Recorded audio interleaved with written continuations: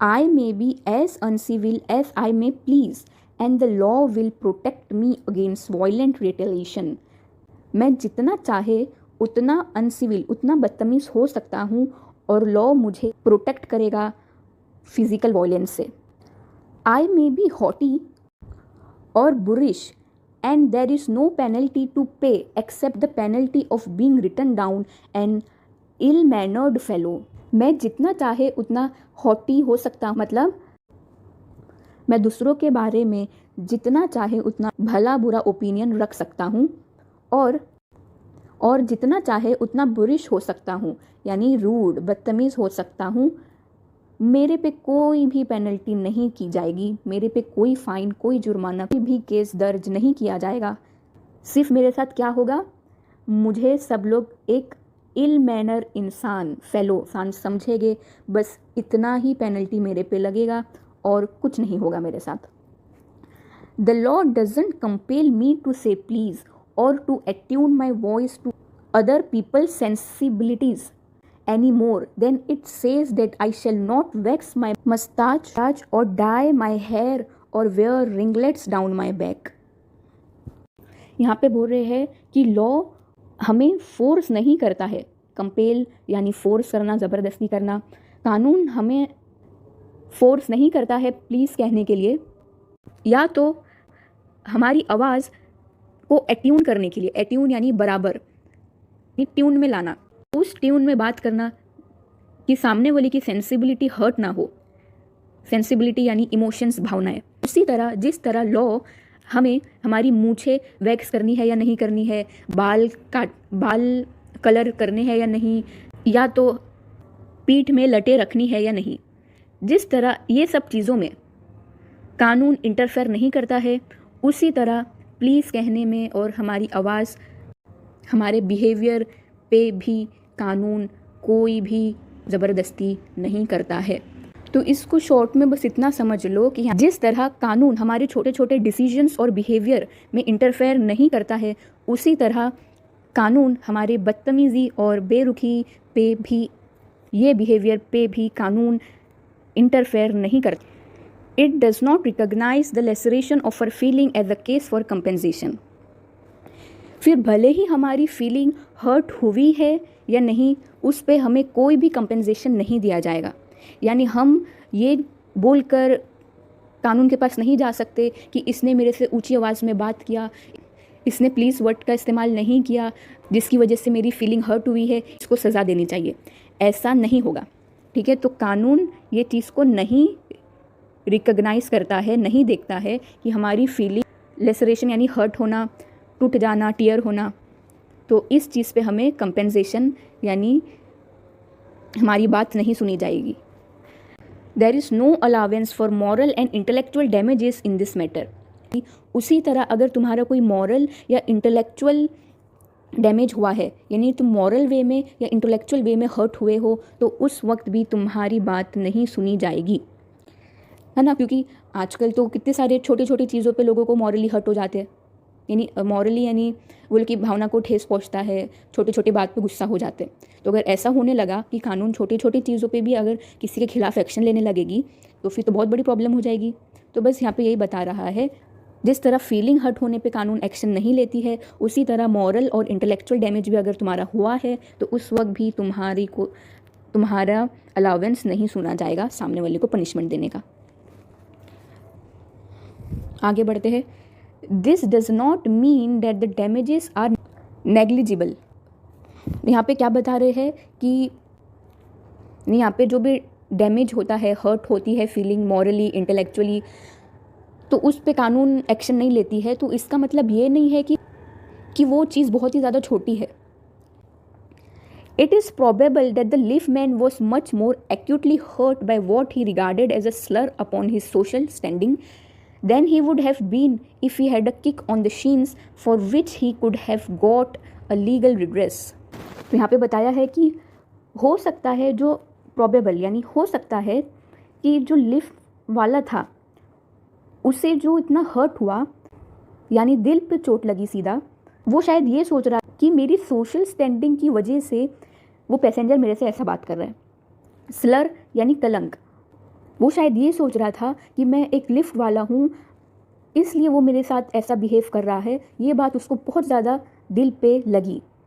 यहाँ पे जो बोला है ना, फीलिंग मॉरल हर्ट होना, और इतनी ज़्यादा हर्ट हुई कि अगर उसके शिन्स पे यानी घुटने के नीचे वाले एरिया पे अगर कोई लात मारता तो उससे इतना पेन नहीं होता जितना उसे वो पैसेंजर के रूड बिहेवियर हर्ट हुआ। लेकिन अगर उसके घुटने के नीचे अगर कोई लात मारता तो शायद उसे लीगल रिड्रेस भी मिल जाता। रिड्रेस यानी सॉल्यूशन, यानी कानूनी इलाज। जैसा कि हमने ऊपर पढ़े, हमारे साथ कोई हाथापाई करेगा तो हम भी उसके साथ हाथापाई कर सकते हैं और कानून हमारा साथ देगा। लेकिन इसके फीलिंग को, इसके मॉरल को इतना ज़्यादा हर्ट हुआ कि उसने पैसेंजर को सीधा बाहर निकाल फेंका। तो यही इसलिए यहाँ पे बता रहा है कि जो मॉरल और इंटेलेक्चुअल डैमेज है ये इतने भी छोटे नहीं है। बहुत से लोगों को मॉरल डैमेज, लोग की फीलिंग इतनी ज़्यादा हर्ट हो जाती है कि लोग बहुत बड़े स्टेप भी ले लेते हैं सामने वाले के खिलाफ। The pain of a kick on the shin soon passes away, but the pain of a wound to our self respect और our vanity may poison a whole day. यहाँ पे बोल रहा है कि हमारे शिन्स पे कोई लात मारेगा, शिन्स का दर्द जल्दी चले जाता है, लेकिन हमारी सेल्फ रिस्पेक्ट पे जो घाव लगता है, वॉन यानी घाव, हमारे वैनिटी यानी हमारे ईगो, वैनिटी यानी प्राइड, ईगो पे जो घाव लगता है वो पूरा दिन रहता है ना। सही बोले हैं ना यहाँ पे लेखक ने। ये फेमस शायरी तो तुम लोग सुने ही होगे कि जिस्म के ज़ख्म वक्त के साथ ख़त्म हो जाते हैं, लेकिन जो चोट रूह को लगी होती है उसके घाव कभी नहीं भरते, बल्कि वक्त के साथ और भी गहरे होते जाते हैं, है ना। तो आजकल तो सब यही चीज़ से ज़्यादा हर्ट होते हैं कि मुझे उसने ये बोला, मुझे उसने ये बोली, यही चीज़ को लेके लोग हर्ट हुए रहते हैं हमेशा। वो लोग के सेंटिमेंट्स, वो लोग की वैनिटी, वो लोग के ईगो, वो लोग की सेल्फ रिस्पेक्ट से उन लोग को ज़्यादा चोट लगती है, रेदर देन वो लोग के कोई एक फाइट मार देगा तो वो लोग एक दो दिन में भूल जाएंगे। ठीक है, तो ये 3 लाइन इतना बोले हैं। आगे देखते हैं। आई कैन इमेजिन दैट लिफ man denied the relief of throwing the author of his want out of the lift, brooding over the insult by the hour and visiting his wife in the evening as the only way of restoring his equilibrium। यहाँ पे लेखक बोल रहे हैं कि मैं सोच सकता हूँ कि अगर वो जो लिफ्ट वाला था वो पैसेंजर को अगर बाहर नहीं फेंकता तो क्या होता। देखो यहाँ पे ऑथर ऑफ हिज वॉन्ट लिखा है। लिफ्ट वाले के दिल पे जो चोट लगी थी वो किसकी वजह से हुई थी? पैसेंजर की वजह से। उस जख्म का ऑथर वो पैसेंजर है। तो यहाँ पे जो लिखा है ना, ऑथर ऑफ हिज वॉन्ट, ये वही पैसेंजर है जिसको लिफ्ट वाले ने निकाल के फेंका था। तो यहाँ पे वही बोल रहे हैं कि मैं सोच सकता हूँ कि अगर वो लिफ्ट वाले ने अपने जख्म के ऑथर को यानी पैसेंजर को नहीं निकाल के फेंका होता तो क्या होता। देखो, जो उसके साथ इंसल्ट हुआ वो घंटों वही चीज़ के बारे में ब्रूडिंग करता रहता, यानी कंटिन्यूसली सोचता रहता। और शाम में जब वो घर जाता, अपनी वाइफ से जब मिलता तो क्या करता? अपना बदला चुकता करता। इक्विलिब्रियम यानी इक्वल। उसको जितना हर्ट हुआ था वो अपना बदला चुकता करने के लिए अपनी वाइफ पे वॉयलेंस करता। For there are few things more catching than bad temper and bad manners. When Sir Anthony Absolete bullied Captain Absolete, the latter went out and bullied his man, Fag. Whereupon Fag went out downstairs and kicked the page boy. यहाँ पे देखो क्या बताया है, अच्छे से सुनना। यहाँ पे बोल रहे हैं कि बैड टेम्पर, बैड मैनर्स के अलावा भी कुछ चीज़ें हैं जो ज़्यादा कैची है, यानी वो चीज़ पे भी नज़र डालने की ज़रूरत है। कि ज़रूरी नहीं है कि कोई इंसान गुस्सा कर रहा है तो वो उसका बिहेवियर ही वैसा है। हो सकता है कि किसी ने उसके साथ बुरा बर्ताव किया, इसलिए वो अपना बदला चुकता करने के लिए सामने वाले के साथ भी उसी तरीके का व्यवहार किया। तो यहाँ पे देखो एग्जाम्पल दिए हैं, बताए है कि एक सर एंथनी एप्सलेट नाम का एक इंसान होता है। वो अपने बेटे कैप्टन एप्सलेट को बुलेट करता है, यानी अब्यूज़ करता है, बेरुखी से बात करता है, जिसकी वजह से कैप्टन का मूड खराब हो जाता है। लेटर वेंट आउट, लेटर कौन, यानी ये दोनों में से जो बाद में जिसकी बात की गई है, ये दोनों कैरेक्टर में कैप्टन को बाद में लिखे हैं। तो कैप्टन क्या करता है, ये कैप्टन है, ठीक है। Later captain went out and bullied his man fag, ये जो कैप्टन होता है वो बाहर जाता है और अपना एक आदमी को बुलिट करता है। वो आदमी का नाम क्या होता है, फैग। अब फैग का मूड खराब हो जाता है तो वो जाता है whereupon fag went down stair, वो सीढ़ियों के नीचे जाता है और लात मार देता है पेज बॉय को। पेज बॉय यानी जिनको काम करने के लिए रखा गया है। तो देखो यहाँ पे क्या अपने को चीज़ पता चल रही है कि यहाँ पे एक इंसान की वजह से, ये एंथनी की वजह से ये लोग सबका मूड अच्छा था। Captain, fag and page boy, ये लोग सबका मूड अच्छा था। लेकिन एंथनी के बैड टेम्पर की वजह से कैप्टन का मूड ख़राब हुआ। कैप्टन ने अपना गुस्सा फैग पे निकाला, फैग ने अपना गुस्सा पेज बॉय पे निकाला। तो उसकी वजह से देखियो तुमने कि एनवायरनमेंट कैसे ख़राब हो गया ऑटोमेटिकली। जैसा कि हमने जब चैप्टर स्टार्ट किया तो उसी वक्त मैं बोली थी कि पूरे चैप्टर का ग्रिप्स क्या है कि बैड टेम्पर की वजह से एनवायरनमेंट ख़राब होता है। तो ये लाइन इधर पे बताई गई है समझाने के लिए। आगे देखते हैं।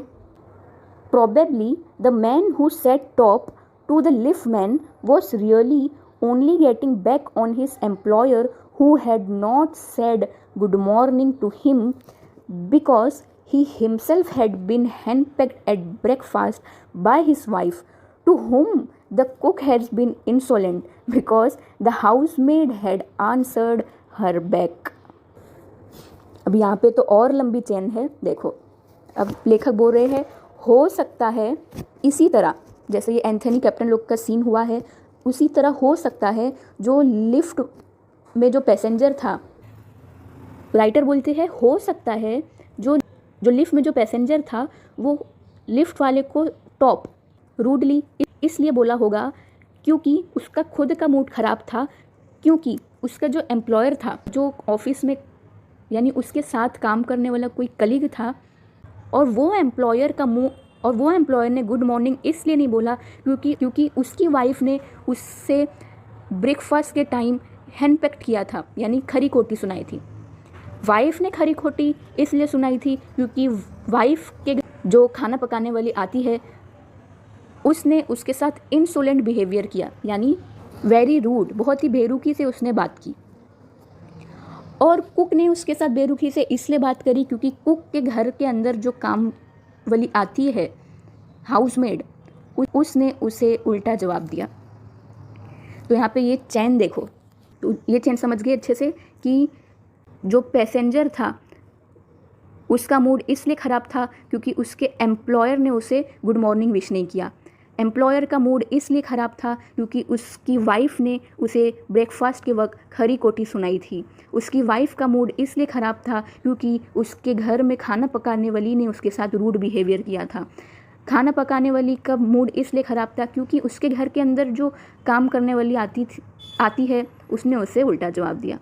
अब ये काम करने वाली का भी किसी ने मूड ख़राब किया होगा, फिर उसका मूड किसी और ने ख़राब किया होगा। तो देखिए चैन कैसे गई, एक की वजह से सबका मूड ख़राब हुआ।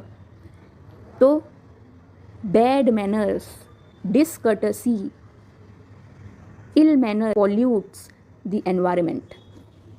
तो इसलिए हमेशा खुश रहने का, तो अपना एनवायरनमेंट भी खुश हो जाता है। हम किसी को देख के स्माइल करते हैं, उससे अच्छे से बात करते हैं तो उसका मूड अच्छा हो जाता है, उसका मूड अच्छा होता है तो वो दूसरे के साथ अच्छे से बात करते हैं, और ऐसी चैन फैलते जाती है सिर्फ़ और सिर्फ ये पहले वाले इंसान की वजह से। तो we should become this person, ठीक है। तो यही जो एरिया है, यही पूरा थीम है तुम्हारे इस चैप्टर का। आगे बढ़ते हैं। We infect the world with our ill humours, वही बोला है कि हम हमारे बुरे बिहेवियर की वजह से पूरे वर्ल्ड को इन्फेक्ट कर देते हैं, जैसे मैंने बताई। Bad manners probably do more to poison the stream of general life than all the crimes in the calendar. तो यहाँ पे बोल रहे हैं कि जो बैड मैनर्स होते हैं वो ज़्यादा पॉइजनस होते हैं। किसके कंपेयर में? जनरल लाइफ में, यानी आम अपनी जो वही ज़िंदगी जो चल रही है उसमें जितने भी जो क्राइम्स हो रहे हैं उसका सबसे मेन कॉज बैड मैनर्स है लेखक के अनुसार। बाकी सारे क्राइम्स जो कैलेंडर में लिखे हैं, यहाँ पे जो कैलेंडर वर्ड है यहाँ पे क्या मीनिंग है? Here a calendar of causes arrange for trial in court. जो कोर्ट में, समझो कोई कोर्ट में केस गया तो पहले पूछते हैं कि ये केस किस वजह से हुआ, क्या क्या वजह है, बताओ क्या क्या रीज़न है। तो वो सारे जो भी कॉजेज़ मिलते हैं कोर्ट में, उससे ज़्यादा क्राइम जनरल लाइफ में बैड मैनर्स की वजह से लोग करते हैं। For one wife who get a black eye from an otherwise good nature husband, there are 100 who live a life of martyrdom under the shadow of Moros temple। यहाँ पे बोल रहे हैं कि कोई वाइफ हु गेट्स ब्लैक आई, यहाँ पे black आई यानी किसी को मारते हैं फेस पे, आँख पे, तो काला निशान हो जाता है। तो बोल रहे हैं कि कोई हस्बैंड है उसका नेचर अच्छा है, यानी वो बातचीत करने में अच्छा है, लेकिन वो अपनी वाइफ पे कभी कभी हाथ उठा देता है। तो ये एक है कि कोई एक वाइफ के साथ डोमेस्टिक वायलेंस हुआ, लेकिन उसी वक्त ऐसी बहुत सारी 100 ऑफ वाइफ्स है जो एक मार्टिडम यानी एक शहीदों वाली ज़िंदगी जी रही है अपने बैड टेम्पर हस्बैंड के साथ।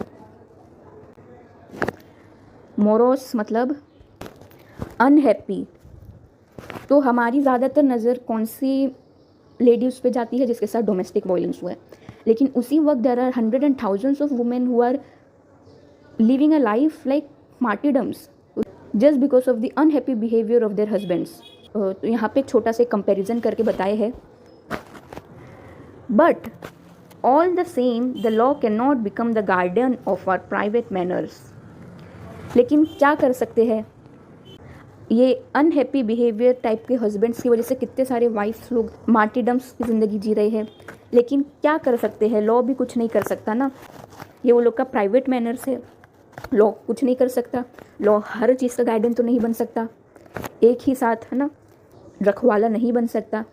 तो यहाँ पे ये बताया है, no डेकेलॉग could cover the vast area of offences, and no court could administer a law which governed our social civilities, our speech, the tilt of our eyebrow, and all our moods and manners। डेकेलॉग क्या होता है? 10 commandments of the holy Bible, 10 आदेश holy Bible के। कोई भी किताब जुर्म के, ऑफेंसेस के हर एरिया को कवर नहीं कर सकती, और ना ही कोई कोर्ट इतने सारे ऑफेंसेस को एडमिनिस्टर कर सकता है। मतलब हर क्राइम को, हर ऑफेंस को अगर एडमिनिस्टर करने लग गए तो सालों साल पेंडिंग पे केस चले गए, 50 साल 100 साल चलते रहेंगे। कौन कौन सी चीज़ से रिलेटेड अगर लॉ बन गए तो हमारे सोशल बिहेवियर, हमारे बोलने का तरीका, हमारे आईब्रो को कैसे रखने का, हमारे मूड और मैनर्स, ये सारे बिहेवियर से अगर किसी को प्रॉब्लम हो रही है, ये सारे बिहेवियर सबके अलग होते हैं। तो इतने सारे टॉपिक को ना ही कोई किताब ना ही कोई कोर्ट कवर कर सकता है। But though we are bound to endorse the verdict against the liftman, the most people will have a certain sympathy with him. Endorse यानी समर्थन, वर्डिक्ट यानी जजमेंट।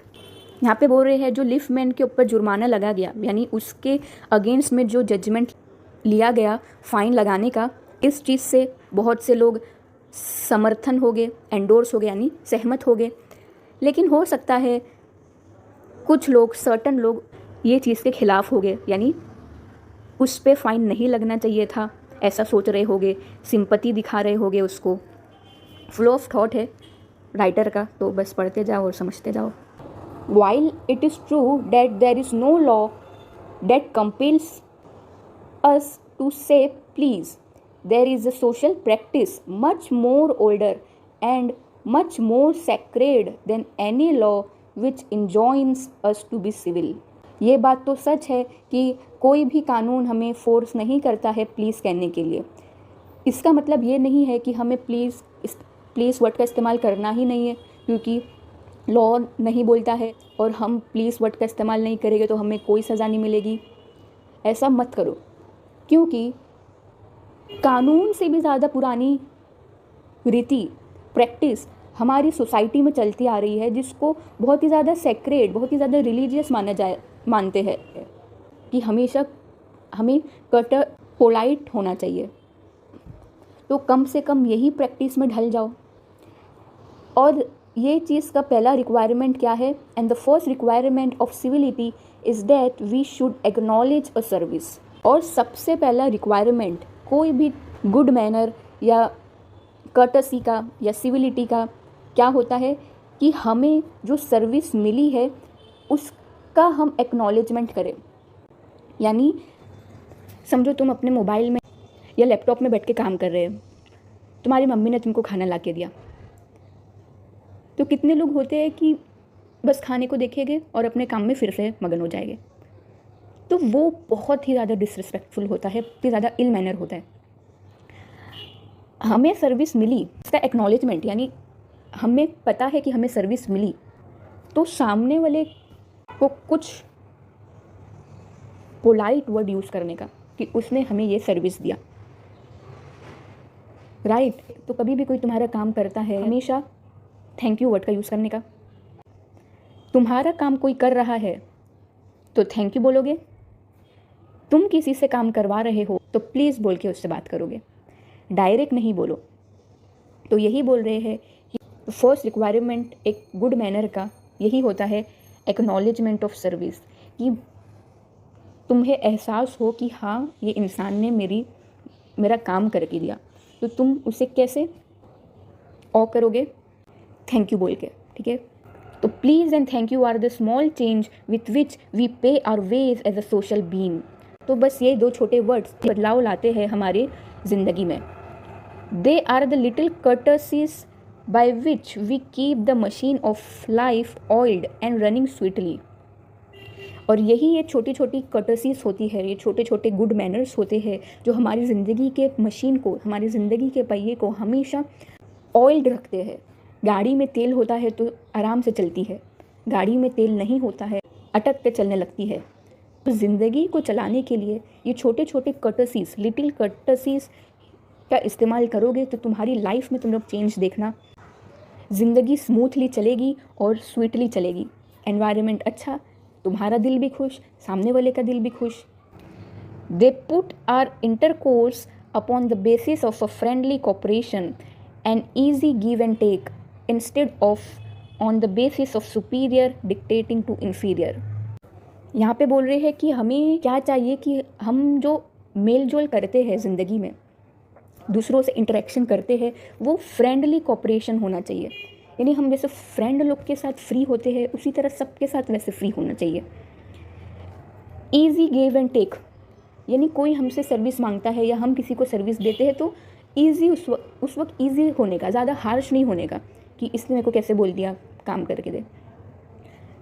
तो ज़िंदगी को कैसा रखना है? फ्रेंडली रहना है एकदम सबके साथ, एकदम ईजी जीना है। एकदम भी सीरियस होके जियोगे तो प्रॉब्लम होने लगती है।